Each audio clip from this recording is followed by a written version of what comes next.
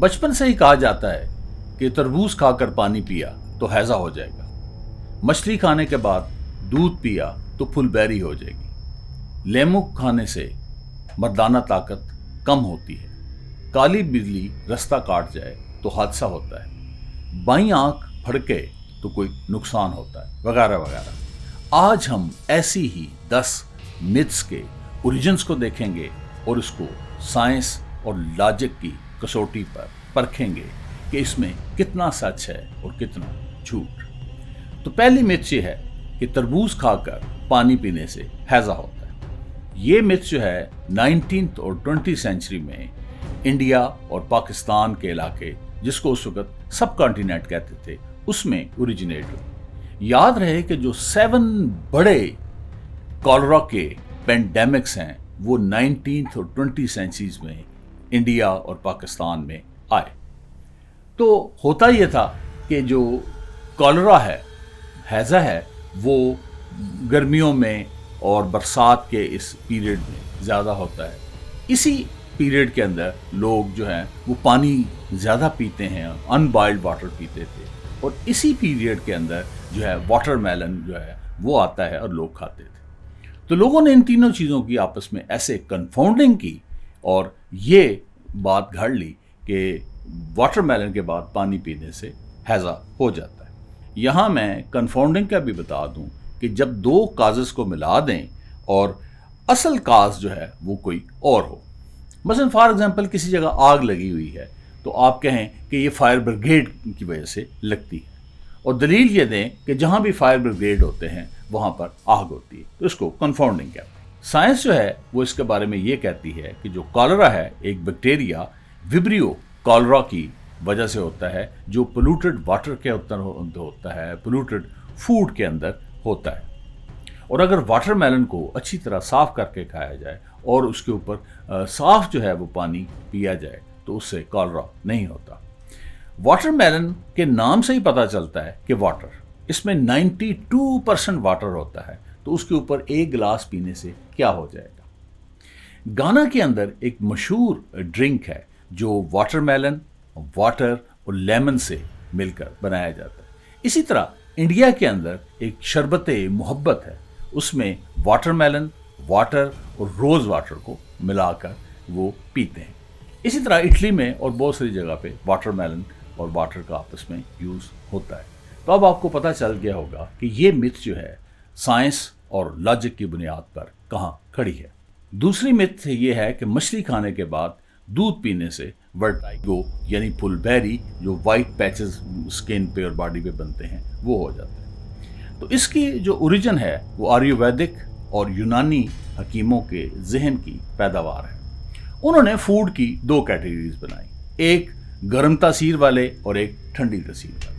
अब फिश जो है ये गर्म तासीर रखती है और जो दूध है ये सर्द तासीर है। तो इनको आपस में मिक्स करने से बॉडी का जो इक्विलिब्रियम है, जो बैलेंस है, वो डिस्टर्ब हो जाता है और बीमारियों का रास्ता खोल देता है। यहाँ से ये मिथ ओरिजिनेट हुई। जबकि साइंस ये कहती है कि जो वर्टिलाइगो है एक ऑटो इम्यून डिसऑर्डर है, और जिसमें बॉडी जो है पिगमेंट बनाने वाले सेल्स जो हैं मेलानोसाइट्स, उनके ऊपर अटैक करती है और वो जो पिगमेंट मेलानिन है उसको बनाना बंद कर देते हैं। वो जो इलाका है जिसमें मेलानिन नहीं बनता वो वाइट हो जाता है। यहाँ मैं थोड़ा सा मेलानिन का बता दूं कि मेलानिन जो है एक स्किन के ऊपर एक पिगमेंट होती है, यही आइज़ में होती है, यही हेयर्स में होती है, और उसके बड़े कलर हैं। ये इसका येलो कलर भी है, ऑरेंज भी है, रेड भी है, ब्राउन भी है, ब्लैक भी है, और मेलानोसाइट इस पिगमेंट को बनाते हैं। और ये जो पिगमेंट मेलानिन है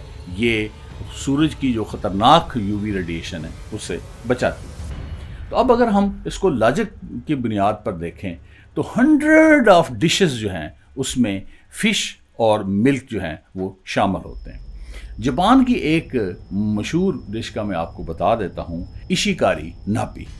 ये साल्मन फ़िश होती है और इसमें मिल्क भी होता है, बटर भी होता है। तो अब आप देख सकते हैं कि ये मिथ साइंस और लॉजिक पर किस जगह पर खड़ी है। तीसरी मिथ ये है कि लीमू खाने से मर्दाना कमज़ोरी होती है, यानी इम्पोटेंसी होती है। इसका ओरिजिन जो है वो हकीमों से। جو کہتے ہیں کہ جو سور فوڈ ہیں یعنی لیمن، اورنج، املی کھانے سے جو باڈی کی ہیٹ ہے وہ کم ہو جاتی ہے، ایز اے رزلٹ جو ہے مردوں میں امپوٹنسی پیدا ہو جاتی ہے۔ جب ہم اس متھ کو سائنس کی کسوٹی پر پرکھتے ہیں تو جو عام نارمل سائز کا لیمن ہوتا ہے اس میں 30 to 40 ملی گرام وٹامن سی ہوتا ہے۔ وٹامن سی جو ہے یہ بلڈ فلو کو ریگولیٹ کرتا ہے۔ وٹامن سی جو ہے یہ سپرم کوالٹیز کو انہانس کرتا ہے۔ ایک لیمن کے اندر جو پوٹاشیم ہے وہ 80 ملی گرام ہوتا ہے، یہ بھی بلڈ فلو کو ریگولیٹ کرتا ہے اور سپرم کی پروڈکشن میں ہیلپ فل ہوتا ہے۔ تو آپ نے دیکھا کہ وٹامن سی اور پوٹاشیم دونوں بلڈ فلو کو ریگولیٹ کرتے ہیں، اور جو فیمس ڈرگ ویاگرا ہے اس کا بھی پرائمری فنکشن یہی ہے کہ وہ بلڈ فلو کو انہانس کرتی ہے۔ اس کے علاوہ بھی دیکھیں تو لیمن کے اندر بایو فلیونائڈز ہوتے ہیں، کو 15 ملی گرام سے 20-30 ملی گرامز تک ہوتے ہیں، اور یہ سیکشل پاور کے لیے اچھے ہیں اور ای ڈی کے لیے، اریکٹائل ڈسفنکشن کے لیے بہت اچھے ہیں۔ اس کے علاوہ لیمن کے اندر اینٹی آکسیڈنٹس ہوتے ہیں، اور اینٹی آکسیڈنٹ سیکشل ہیلتھ کے لیے بڑے اچھے ہیں اور یہ ہارمون سسٹم کو سپورٹ کرتے ہیں۔ اس کے علاوہ لیمن کے اندر زنک ہوتا ہے اور سیلینیم ہوتا ہے۔ آپ یہ سن کر حیران ہوں گے کہ جو فیمس ہربل سیکس میڈیسن ہے گونڈافل ایف کیپسول، اس کے اندر بھی باقی چیزوں کے ساتھ ساتھ زنک اور سیلینیم ہوتے ہیں۔ اور ایک بڑی مشہور ہربل میڈیسن ہے حب خاص، اس میں لیمن ڈالا جاتا ہے۔ تو اب آپ خود دیکھ لیں کہ یہ متھ جو ہے یہ سائنس اور لاجک پر کس جگہ پر کھڑی ہے۔ چوتھی متھ جو ہے وہ یہ ہے کہ کوا مڈیر پر بولے تو مہمان آتے ہیں۔ اس متھ کا اوریجن بھی انڈو اور پاکستان کے علاقے سے۔ آپ یہ سن کر حیران ہوں گے کہ دنیا میں سب سے زیادہ کوے جو ہیں وہ انڈیا اور پاکستان کے علاقے میں پائے جاتے ہیں۔ تو جب کبھی کوئی مہمان آتا تو لوگ اس کی خاطر مدارت کے لیے وہ دیسی مرغ پکڑتے اور اس کو ذبح کرتے، تو اب اس میں سے گوشت وغیرہ رکھ لیتے، اور جو اس کے باقی پارٹس ہیں، وہ آنتڑیاں ہیں، کوئی خون ہے، کوئی اس کا جو پارٹس ہیں ڈفرینٹ، جن کو ہم چچڑے کہتے ہیں، تو وہ پھینک دیتے۔ تو یہی دیکھ کے کوا آ جاتا ہے، اور جب کوا آتا ہے تو کووں کی ایک مینٹیلٹی ہے کہ وہ کسی چیز کو اکیلے میں نہیں کرتے بلکہ گروپ میں کرتے، تو وہ پھر کائیں کائیں کرنے لگتا اور باقی کووں کو بلاتا۔ تو لوگوں نے آبزرو کیا کہ کوے بھی ہیں، کائیں کائیں کر رہے ہیں، اور مہمان بھی آ رہے ہیں، اس طرح سے ان کی آپس میں کنفاؤنڈنگ ہوگی اور یہ متھ بن گئی۔ تو اس کو ہم لاجک کی بنیاد پر دیکھتے ہیں تو نیوزی لینڈ کے اندر، مڈل ایسٹ کے اندر اور ساؤتھ افریقہ کے اندر کوے نہ ہونے کے برابر ہے، تو وہاں تو پھر کوئی مہمان آنا ہی نہیں چاہیے۔ پانچویں متھ یہ ہے کہ دائیں آنکھ پھڑکے تو یہ خوشبختی کی علامت ہے، بائیں آنکھ پھڑکے تو یہ بدبختی کی علامت ہے۔ اس کا اوریجن بھی انڈیا اور چائنا کی جو اینشنٹ سویلائزیشنز ہیں اس کے اندر ہے، جنہوں نے باڈی سمبلز کو ڈیوائن سمبلز کے ساتھ اٹیچ کر دیا، کہ کچھ باڈی سمبل جو ہیں یہ ایکچولی ڈیوائن سمبلز ہیں، یہ کوئی ڈیوائن کا میسج ہے، تو اس میں انہوں نے اس کو شامل کر دیا۔ اس متھ کے اندر آپ دیکھیں کہ دائیں آنکھ پھڑکنا انڈیا کے اندر جو ہے یہ گڈ فارچون ہے، لیکن چائنا کے اندر دائیں آنکھ پھڑکنا جو ہے یہ مس فارچون ہے۔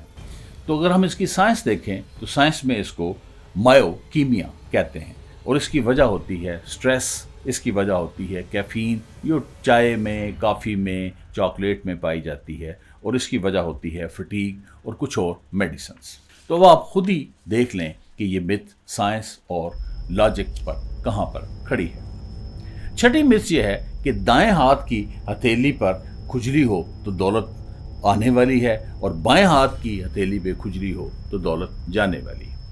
یہ جو متھ ہے یہ پامسٹروں کی ذہن کی پیداوار ہے، جو کہتے تھے کہ جو رائٹ ہینڈ ہے یہ دینے والا ہے اور جو لیفٹ ہینڈ ہے یہ لینے والا ہے۔ تو رائٹ ہینڈ پہ کھجلی کا مطلب یہ ہے کہ اب یہ بندہ کچھ دینے والا ہے، تبھی دے گا جب اس کو کہیں سے دولت ملے گی، اور بائیں ہاتھ پہ کھجلی کا مطلب ہے کہ یہ بندہ اب کچھ لینے والا ہے، تو اس کا مطلب ہے تبھی لے گا کہ جب اس کی دولت جو ہے وہ ضائع ہو چکی ہوگی، غریب ہو چکا ہوگا۔ تو اس طرح سے انہوں نے یہ ایک متھ جنریٹ کی۔ تو سائنس اس کے بارے میں یہ کہتی ہے کہ جو پام ایچنگ ہے اس کی وجہ ہوتی ہے ڈرائی سکن، اس کی وجہ ہوتی ہے الرجیز، اس کی وجہ ہوتی ہے اریٹیشن۔ اس کا دولت ملنے یا نہ ملنے سے کوئی لینا دینا نہیں ہے، وگرنہ ایلان مسک ہر وقت دائیں ہاتھ کی ہتھیلی جو ہے اس پہ کھجلاتا رہتا، چونکہ وہ 1 منٹ میں $36,000 کماتا ہے اور 1 منٹ میں ایک دفعہ بھی اپنے دائیں ہاتھ کی ہتھیلی کو نہیں کھجلاتا۔ تو 7ویں مت یہ ہے کہ کالی بلی رستہ کاٹے تو ایکسیڈنٹ ہوتا ہے۔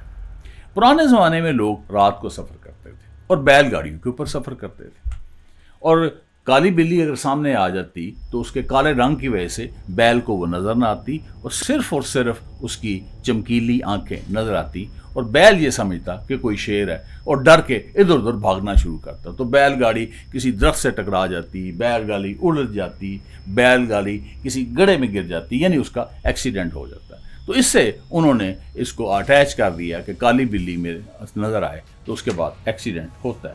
2021 میں پاکستان میں 10,000 سے زیادہ فیٹل ایکسیڈنٹس ہوئے اور کسی ایک شخص نے بھی رپورٹ نہیں کیا کہ وہ سفر کرنے لگا تھا تو کالی بلی نے رستہ کاٹ لیا۔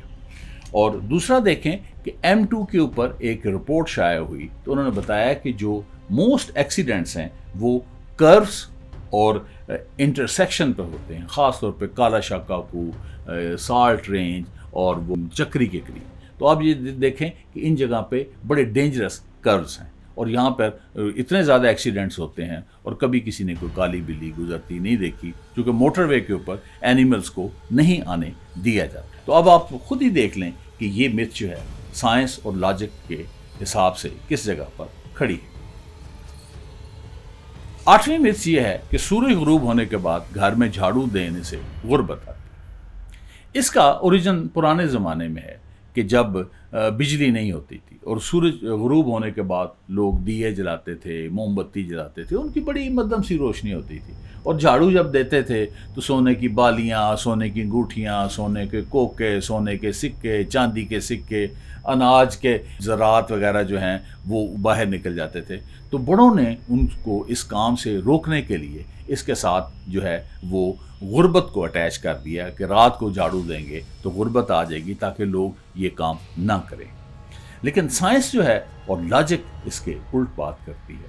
آج اگر ہم دیکھیں تو جتنے بڑے بڑے مالز ہیں، جتنے ہاسپٹلز ہیں، جتنے ہوٹلز ہیں، جتنے ریلوے اسٹیشنز ہیں، بس اسٹیشنز ہیں، اور جتنے ایئرپورٹس وغیرہ ہیں، تو ان کو رات کے ٹائم پہ ان پہ جھاڑ پونچھ کی جاتی ہے، چونکہ اس وقت لوگوں کا رش کم ہوتا ہے اور اگر کوئی ڈسٹ وغیرہ بھی اڑتی ہے تو زیادہ ڈسٹرب نہیں کرتا۔ 9ویں مت یہ ہے کہ رات کو ناخن کاٹیں تو یہ بیڈ لک کی علامت ہے۔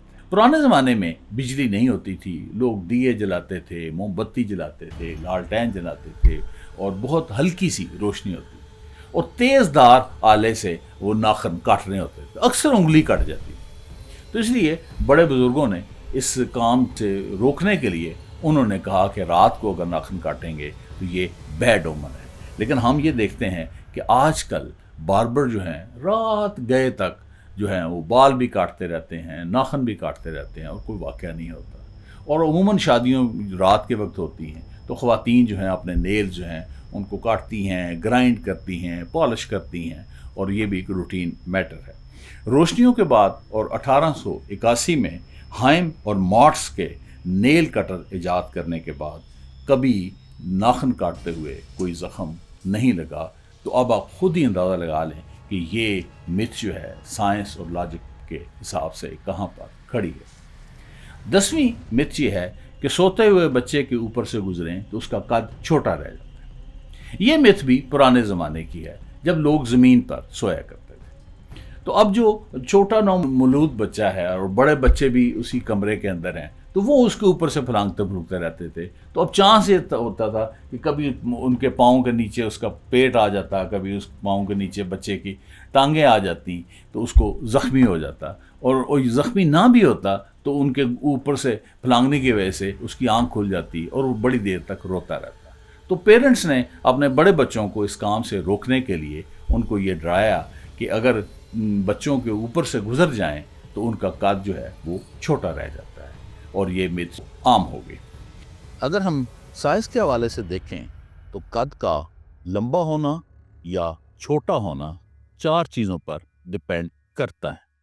एक जेनेटिक मेकअप यानी जीन्स के ऊपर, और दूसरा हार्मोन्स के ऊपर, और तीसरा न्यूट्रिशन के ऊपर, ये कौन कौन सी ग़िज़ाएँ आप खा रहे हैं, और चौथा स्लीप क्वालिटी के ऊपर। तो अगर हम इसको लॉजिक के हिसाब से देखें तो आजकल लोग मल्टी स्टोरीज में रहते हैं, और वाक़ईतन अगर किसी के ऊपर से गुजरने से उसका कद छोटा होता तो हर बंदे की ख्वाहिश ये होती कि वो टॉप स्टोरी के ऊपर रह जाता और बॉटम स्टोरीज हमेशा खाली रहती, लेकिन ऐसा नहीं होता। अगर हम दुनिया में देखें तो नीदरलैंड में लॉन्गेस्ट कद वाले लोग हैं, उनका कद जो है वो ऑन एन एवरेज 6 फुट ये उससे ज़्यादा है। तो इसका मतलब है जब वो छोटे थे तो उनके ऊपर कोई भी नहीं फलांगा।